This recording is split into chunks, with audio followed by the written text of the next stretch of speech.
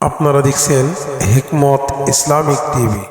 गाजी हो हमें गर्व फतेह वरना शहादत, गाजी हो हमें गर्व फतेह वरना शहादत। একটা আল্লাহু আকবার বলতে রেডি হন। আমার কথা এই আরবি উর্দু কথা বলা লই। গাজি हो हमें गर्व फतेह वरना शहादत, गाजी हो हमें गर्व फतेह वरना शहादत। आइंदा मिले वरना मिले समझ गनीमत। आरो जोरे गाजी साहाबी 10 জনকে বাঁচানোর জন্য টপকা টপকা পাহাড়ে উঠলেন। পাহাড়ে ওঠার পর 10 জন সাহাবায়ে کرام 9 জনকে সামনে বসাইলেন। আপনারা যখন সামনে বসে আছেন এরকম 9 জনকে সামনে বসাইছেন। আসিম বিন সাবের উনি উঁচু জায়গায় বসলেন। বসে বলতেছে डर नहीं कुछ गम नहीं जब रहमते रहमान है, डर नहीं कुछ गम नहीं जब रहमते रहमान है, सारे दुनिया हो मुखालिफ कुछ नहीं नुकसान है। ও বক্কার কাফেররা শোনো, আমরা 10 জন হইবার পারি, আমাদের সাথে অস্ত্র নাই, তাই তোমরা ভয় পেও না। डर नहीं कुछ गम नहीं जब रहमते रहमान है, আমাদের অস্ত্র নাই, আমাদের পেটে খাবার নাই, আমাদের কোনো সাথী নাই, আমরা একা হয়ে গেছি। যে আমার আল্লাহ আমাদের পক্ষ থাকে, সারা দুনিয়া আমাদের মারতে আসে, আমার আল্লাহ পক্ষে থাকে, আমাদের কোনো ভয় নাই। ঠিক না বেটি? উনি বললেন আমাদের কোনো ভয় নাই। আমাদের সাথে আছে কে? আরো জোরে বলেন। যদি সারা দুনিয়া ইহুদি বেঈমান খ্রিস্টানরা আমাদের ঈমান নেওয়ার জন্য আমাদের অস্ত্রের ভয় দেখায়, মৃত্যুর ভয় দেখায়, এমন মেশিন গানের ভয় দেখায়, যত বড় দেখাক না কেন, কোন বড় শক্তি আমার রবের মোকাবেলায় 1 সেকেন্ড টিকবে না। ঠিক না ঠিক? 1 সেকেন্ড টিকবে। আমাদের সাথে আছে কে? আরে ধরে আমাদের সাথে আছে কে? আল্লাহর শক্তি কম না বেশি? আরো ধরে বলেন। যেই রব ফেরাউনকে পানিতে ইঁদুরের মতো চুবায়া মারছে, যেই আল্লাহ নমরুদকে ল্যাংড়া মশা দিয়া জুতার বাড়ি খাওয়া মারছে, যেই আল্লাহ আবু জাহেলকে ছোট্ট বাচ্চাকে দিয়া যুদ্ধের ময়দানে লাঠি দিয়ে হত্যা করছে, সেই রব এখনো আছেন। যদি আমাদের মোরামাকে, মাদ্রাসাকে, মসজিদকে ধ্বংসের পায়তারা করে, সেই রব তাদের মতো আগুনে পানিতে চুবায়া মারবেন। আমার আল্লাহ কি দুর্বল হয়ে গেছে? ফেরাউনকে যেই রব পানিতে চুবাইছে সেই রব কি এখনো নাই? এখনো যদি কেউ যে আল্লাহর কালাম নিয়ে পায়তারা করে, ইসলাম নিয়ে পায়তারা করে, কোরআন নিয়ে পায়তারা করে, আল্লাহ ওই ফেরাউনের মতো আজও পরিগণনার পানিতে, পচা পানিতে ফালাইয়া চুবায়া মারতে সময় লাগবে না। ঠিক না বেটি? তো বলতেছিলাম এই 10 জন পাহাড়ে উঠে গেছে। উঠা বেঈমানদের ধমক দিলেন, তোমাদের এই রংকে ভয় পাই না। আসলে আমরা মুসলমান, আমাদের পেটে খাবার নেই ভাই, অস্ত্র নেই, এরপরে আমাদেরকে সেই ভয় দেখায়, দিল দেয়া কোন আসলে কি আমরা ভয় পাই? জোরে বলেন। যদি আমরা ভয় পাইতাম তাহলে আমরা কোন দিন শেষ হয়ে যেতাম। আমাদের কিছুই নাই, আমাদেরকে কত মৃত্যুর ভয়, জেলখানার ভয়, এমনকি আক্রমণের ভয়, কোন ভয় এদেশের যুব সমাজকে দাবায়া রাখতে পারে নাই, সামনে পারবে না। ঠিক না ঠিক বলেন। আসিম বিন সাবিত রাদিয়াল্লাহু তাআলা আনহু 9 জন সাহাবীকে সামনে বসাইলেন।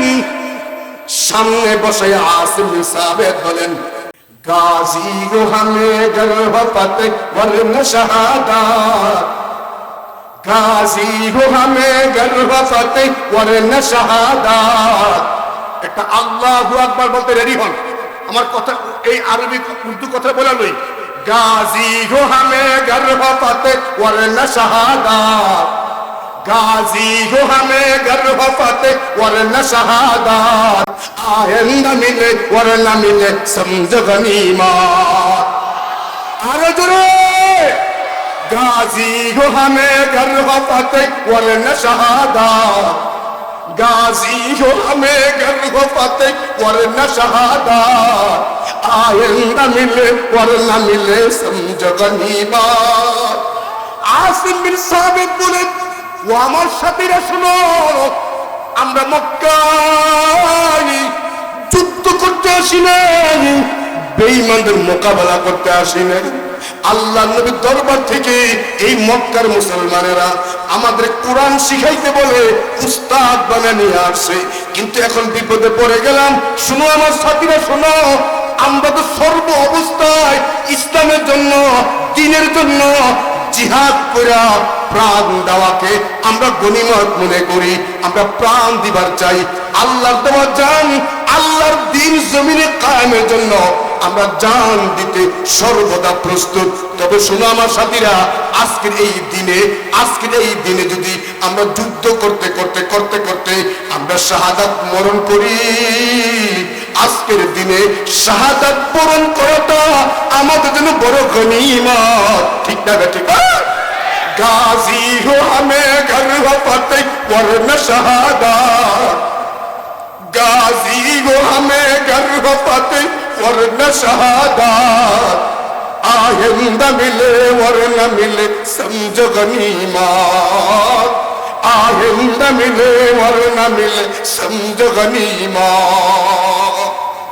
आसिम बिन साबित বলে সাথীরা আজকের দিনে গাজী হওয়ার স্বপ্ন দেখো না আল্লাহর জমিনে আল্লাহর দ্বীন কায়েমের জন্য বেঈমান মুনাফিকদের সামনে জান দেওয়াকে গনিমত মনে করবা এই কথা বলে যুদ্ধ বেঁধে যায় বেঈমানরা আঘাত করতে শুরু করে আঘাত করতে আসিম বিন সাবিতের মাথায় তীর লাগে তীর লাগার পরে উনি মাটিতে ঢুলে পড়ে যান মাটিতে ঢুলে পড়ার পর উনি বুঝতে পারছেন আর বাঁচবেন না ও আমার যুবক ভাই দিলের কান দিয়া শোনো উনি তো নওজোয়ান মুসলমান ওনার তো যুবক উনি তো ওনার তো স্ত্রী ছিল ওনার তো সন্তান ছিল ওনার তো মা ছিল ওনার তো বাবা ছিল আজকে আমার যুবকরা স্ত্রীর মায়ায় সন্তানের মায়ায় মার মায়ায় বাবার মায়ায় নামাজ ছেড়া মাল কামায় নামাজ ছেড়া এ ব্যবসা বাণিজ্য করে নামাজ ছেড়া রোজা ছেড়া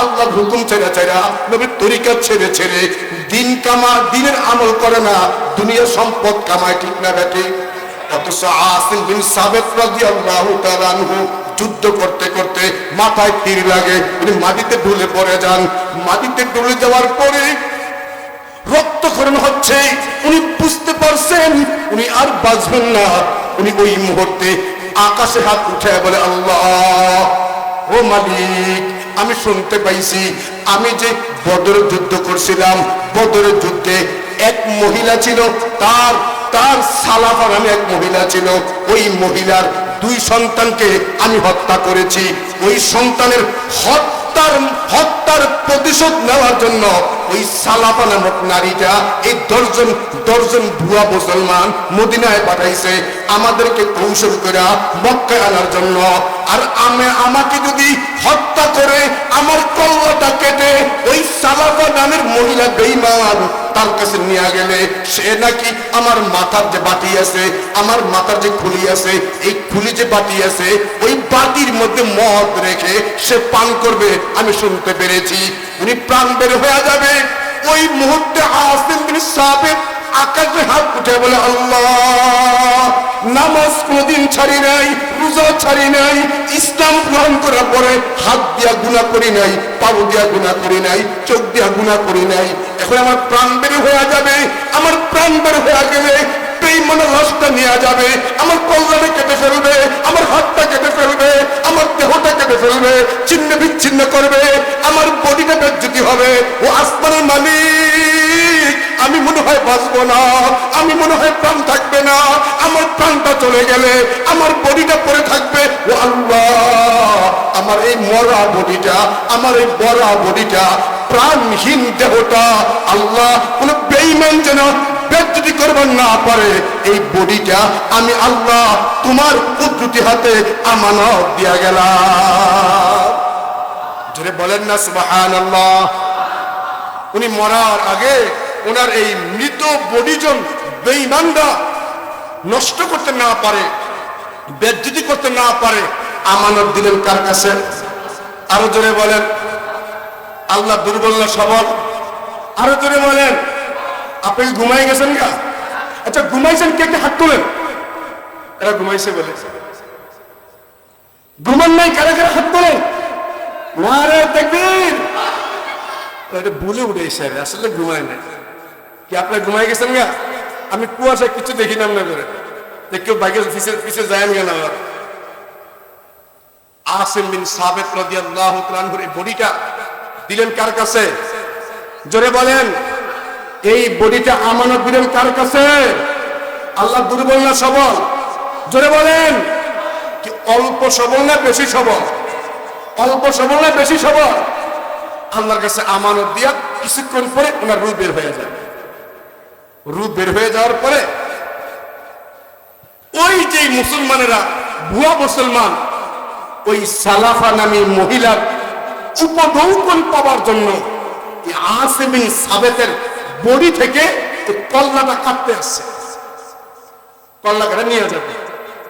কল্লা কাটতে আইসা দেখে এটা আল্লাহু আকবার বলবেন। এখন এখন এখন বলেন, আসিম বিন সাবিতের দেহতে কল্লা কাটবে। ওই ভুয়া মুসলমান অনেক উপঢৌকন পাবে, উপহার পাবে। সেই লোভে মৃত সাহাবায়ে কেরাম, যেই সাহাবী তার মরা দেহটা কার কাছে আমানত দিয়েছিলেন? কার কাছে? আল্লাহর কাছে আমানত দিয়ে ইন্তেকাল করছেন। ওনার বডিতে কল্লা কাটতে আসে। কল্লা কাটতে আইসা দেখে আসিম বিন সাবিতের মাথা থেকে নিয়ে পা পর্যন্ত পুরো বডিটা মৌমাছির পোকায় ভরা। আরো জোরে বলেন না সুবহানাল্লাহ। এখন যে কাটতে যায় নাড়া দিলেই কামড় দেয়। মৌমাছি এমন না? মৌমাছি অনেক ছোট বাচ্চারা যারা আপনার ছোট থাকতে এরকম গাছে বাসা বাঁধে, ডিল মারে, ডিল মার দেয় দৌড়, পানির নিচে গিয়েও কামড় দেয়। কি হয় কি হয় না? দুষ্টামি করে এরকম। এখন যে যায় ওরা কামড় দেয়। ওই বেঈমান মুসলমান, ওই বেঈমান ওরা বলতেছে যে মৌমাছি দিনের বেলা বাহিরে থাকে, রাতের বেলা আর থাকে না, বাসায় চলে যায়। রাত্রে আইসা এখান থেকে কল্লাটাকে এটা নারীকে ওই মহিলাকে দেব, উপহার দিবে।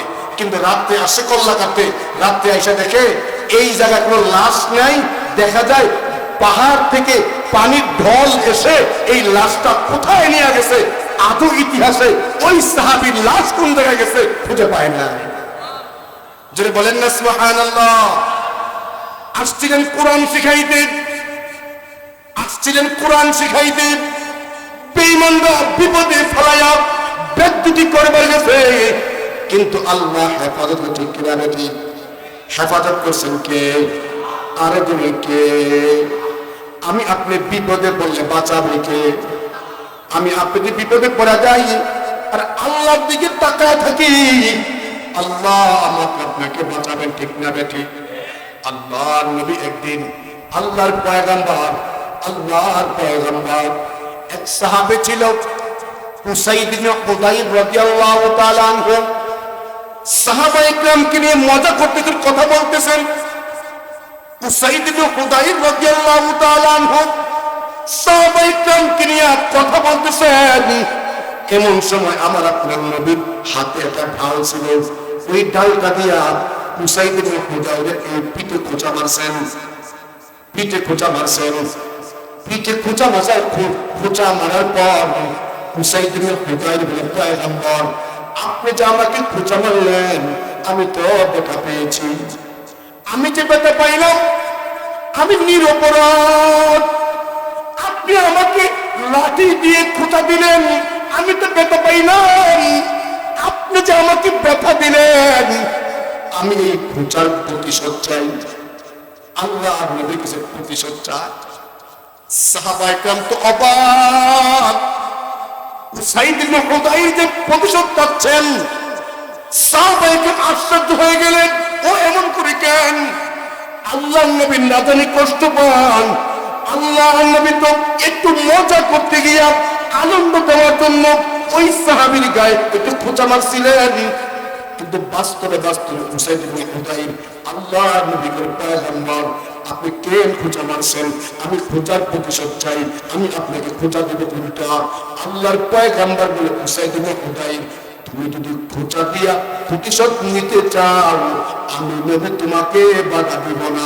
আমি তোমার প্রতিশোধ নেওয়ার জন্য আমি আমি আল্লাহ নবী সর্বদা প্রস্তুত। সব সাহাবীরা পেরেশান, আল্লাহ রাসূল খোঁচা দিয়েছেন তো ওই লাঠিটা উসাইদ ইবনে হুদাইরের হাতে দিয়া বলে, এই নাও আমার খোঁচা দাও, তোমার প্রতিশোধ নাও। উসাইদ ইবনে হুদাইর পয়গম্বর, আপনি যে আমাকে খোঁচা দিছিলেন, আমার গায়ে কোনো জামা ছিল না, আমার শরীরটা খোলা ছিল, তাই আমি যদি আপনাকে খোঁচা দিয়া প্রতিশোধ নিতে চাই, আপনার গা মোবারকের জুব্বাটা খোলা লাগবে। সাহাবায়ে কেরাম বারবার বড় চোখ করে তাকান, এমন করে কেন? আল্লাহর পয়গম্বর এক পর্যায়ে, কত মায়ার নবী, আমার আপনার নবী কত মায়া, কত দরদ, উম্মত উম্মত খোঁচার প্রতিশোধ চাচ্ছে। আল্লাহ নবী সেই প্রতিশোধ পূরণ করতে প্রস্তুত। আর এখন যেই নেতার লাগা আপনি মিছিল দেন, যেই নেতার লাগা জান দেন, ওই নেতার বিরুদ্ধে আপনার কথা গেলে আপনাকে এই জমিনে বাঁচতে এক সেকেন্ড সুযোগ দেয় না। আল্লাহ নবীকে বলে, হুজুর জুব্বা খুলে। আল্লাহর পয়গম্বর জুব্বা খুলে ফেললেন, একবারে খালি শরীর বলে দিলেন। উসাইদ ইবনে হুদাইরকে পিঠ মোবারক পেটে দিয়ে রাসূল বলেন, উসাইদ তুমি তোমার প্রতিশোধ নিয়ে নাও। উসাইদ ইবনে হুদাইর লাঠিটা হাতে নিয়ে আল্লাহ নবীর পিছনে গেলেন। আল্লাহর পয়গম্বরকে পিছন দিক দিয়ে গিয়া উসাইদ ইবনে হুদাইর আঞ্জা করে ধরলেন, ধরে আল্লাহ নবীর পিঠ মোবারকটা উসাইদ ইবনে হুদাইর বুকের মধ্যে কষতে লাগলেন। কষ্টে কষ্টে এক পর্যায়ে আল্লাহ নবী কাঁধ মোবারক নিচে একটা মোহরে নবুয়ত আছে, ওই জায়গায় চুমু লাগায়া দিলেন। চুমু দেওয়ার পরে বলে, পয়গম্বর আপনার কাছে আমার কোনো প্রতিশোধ নাই, কিন্তু আমার অনেক দিনের আশা আপনার মোহরে নবুয়তে আমি একটা চুমা দিব। ও রাসূল, আমার কোনো পুঁজি নাই। দেখেন সাহাবী, নবীর মুলাকাত পাইছেন, নবীর সান্নিধ্য পাইছেন, এটাই তো জান্নাতের জন্য যথেষ্ট। এরপরে সাহাবী বলে, আমার কোনো আমল নাই, আমার কোনো পুঁজি নাই, আমি আল্লাহর সামনে কেমনে দাঁড়াবো? এই ভয়ে আমি কাঁপতেছিলাম, এই ভয়ে আমি কাতর। ও পয়গম্বর, আজকে সুযোগ পাইলাম, নবুয়তের চুমা দিয়া আমার ঠোঁটে লাগাইলাম, ময়দানে মা চড়ে আল্লাহর সামনে যখন দাঁড়াবো তখন বলবো, আল্লাহ আমার নামাজ তেমন নাই, আমার রোজা তেমন নাই, যাকাত তেমন নাই, হজ তেমন নাই, কিন্তু আমার এই ঠোঁটের মধ্যে আমাকে কবরে আযাব দিয়েন না, আমার জাহান্নামে আযাব দিয়েন না, হাসরের মাঠে আমাকে আযাব দিয়েন না।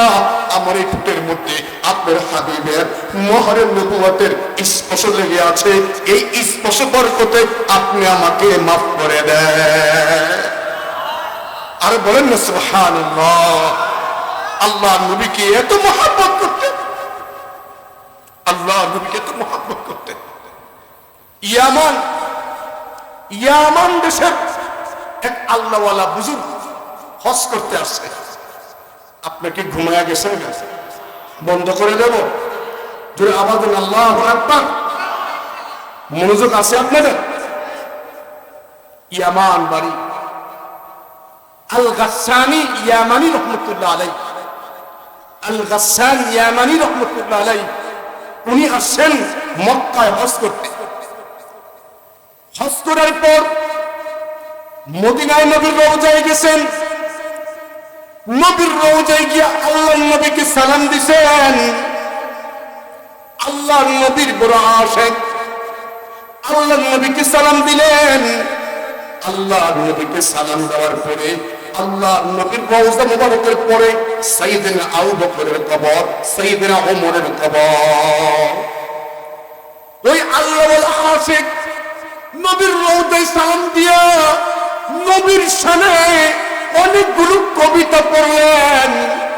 সাইয়েদনা আবু বকরের কবরে সালাম দিয়া, সাইয়েদনা আবু বকরের কবরের পাশে দাঁড়াইয়া, ওমরের কবরের পাশে দাঁড়াইয়া অনেকগুলো প্রেম নিয়ে কবিতা পড়ছেন।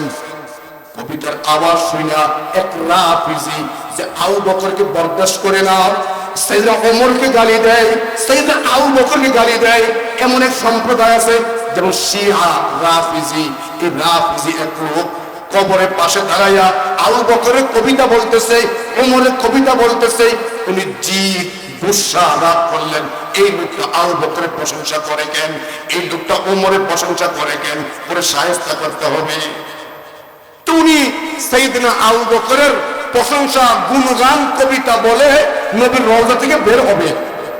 এমন সময় ওই রাফিজি লোকটা, আল্লাহ লোকটা চিনেন না তেমন, ওই রাফিজি লোকটা সামনে আইসা বলে সালাম দিয়া, হুজুর আজকে আপনি আমার বাসায় মেহমান। এই লোকটা বলে দাওয়াত দিছে। ওই বুজুর্গ লোক ভাবছে দাওয়াত নবীর সুন্নত, দাওয়াত কবুল করাও সুন্নত।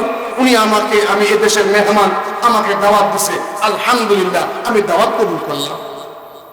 উনি চিনেন না, দাওয়াত কবুল করে ফেলছেন। দাওয়াত গ্রহণ করার জন্য ওই আল্লাহ আশেক ওই লোকটার বাড়ির দিকে রওনা দিলেন। বাড়িতে ঢুকতে দেরি, দুইজন পালোয়ান দিয়া, দুইজন গোলাম লাগায়া ওই আলেমকে আঘাত করতে দেরি না। আঘাত করে বসলেন, জমিনে মারতে মারতে সোয়া দিলেন। ওই রাফিজি লোকটা খুব জিদ নিয়া, গুসা নিয়া ওই আল্লাহর আশিক, নবীর আশিক তার সামনে আইসা মুখটা ফাঁক করা জিহ্বাটা টান দিয়াই না একটা ছুরি দিয়া জিহ্বাটা কাইটা দিলে। জিহ্বা কেটে দিচ্ছে, কাটটা দিয়া কয়, এই জিহ্বা দিয়া যেই ওমরের প্রশংসা করছ, যেই আবু বকরের প্রশংসা করছ, এখনো জিহ্বা কেটে দিলাম, যাও এখন তাদের কবরে যাও, তাদের কাছে জিহ্বা নিয়ে আসো, যাও। বেজ্জতি করল, অপমানিত করল। এজন্য আল্লাহ নবীকে মহব্বত করবো মুখে মুখে না, দিল দিয়া, ঠিক না ঠিক?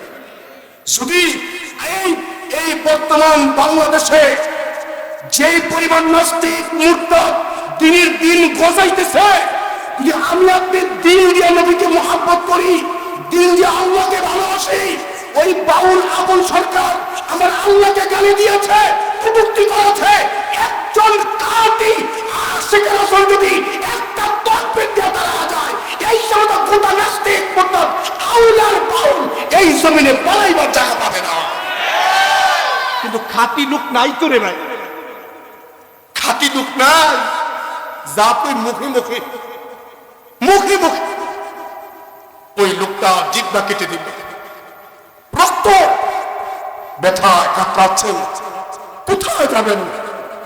এই কাটা জিহ্বা হাতে নিয়া ওই নবীর আশিক আল্লাহ নবীর রওজা আসলেন, সুবহানাল্লাহ। রওজা এসে বলে, পয়গম্বর এই দেখেন আমাকে দাওয়াতের বাহানা করে নিয়া এক জালিম আমার জিহ্বাটা কেটে দিছে। ও পয়গম্বর আল্লাহর দরবারে, আল্লাহ নবীর দরবারে নালিশ করতেছে, ও পয়গম্বর দেখেন আমার জিহ্বাটা কেটে দিছে।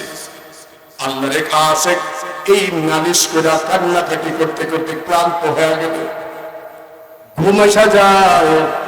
ঘুমের ঘরে স্বপ্ন দেখেন, ঘুমের ঘরে স্বপ্ন দেখেন আল্লাহর পয়গম্বর সাথে আবু বকরকে নিয়া, সাথে ওমরকে নিয়া আল্লাহর পয়গম্বর নবীর ওই আশিকের শিয়রে উপস্থিত। একটু আস্তে বলেন সুবহানাল্লাহ, আরো জোরে বলেন সুবহানাল্লাহ।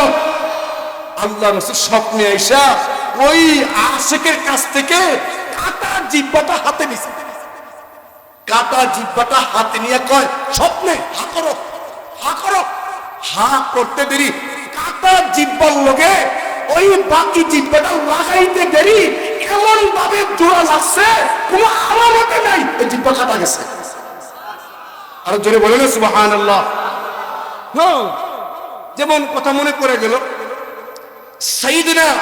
সাইয়েদনা ওমরের খেলাফত চলছে, সাইয়েদনা ওমরের খেলাফত চলছে। এমন সময় একদিন সাইয়েদনা আলী রাদিয়াল্লাহু তাআলা আনহু স্বপ্ন দেখতেছেন।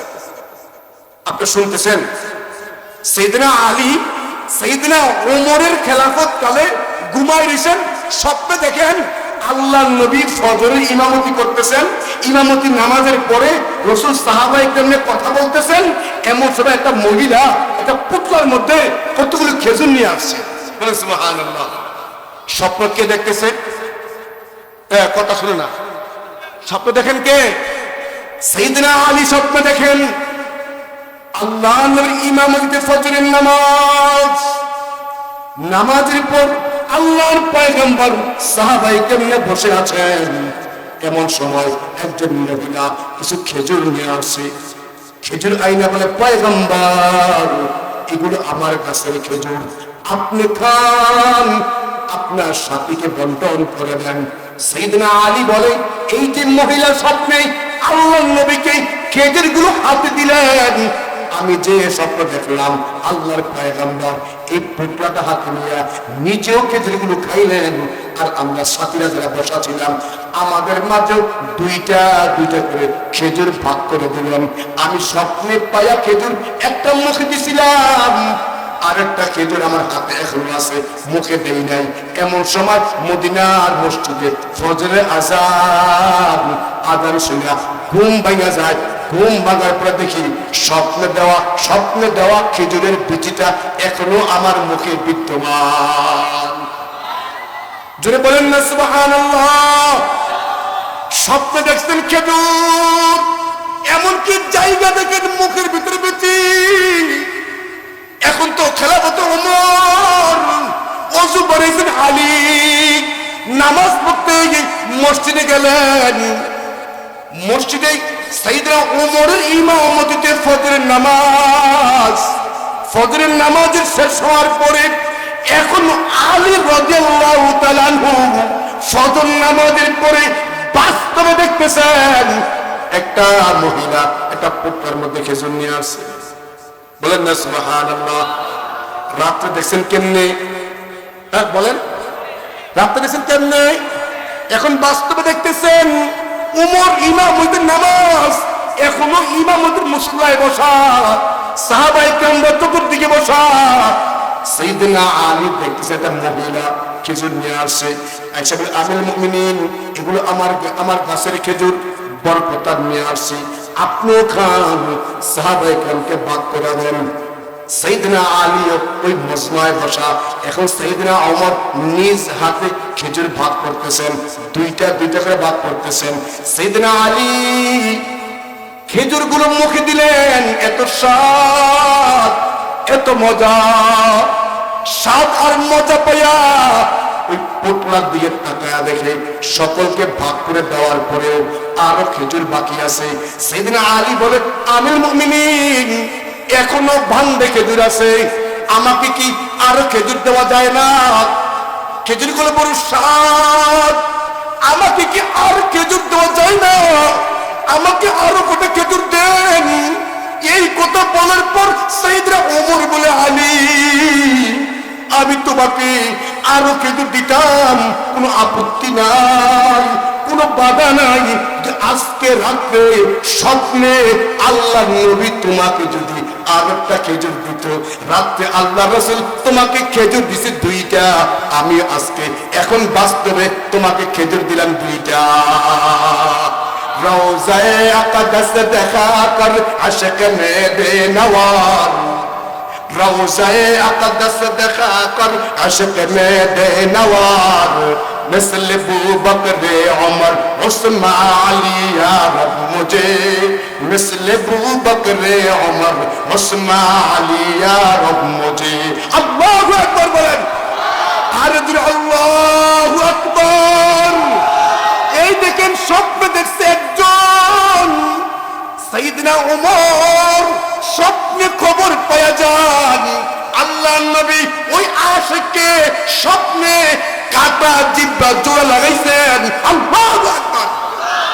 উনি ঘুম থেকে জায়গা দেখে জিহ্বা ভালো হয়ে গেছে।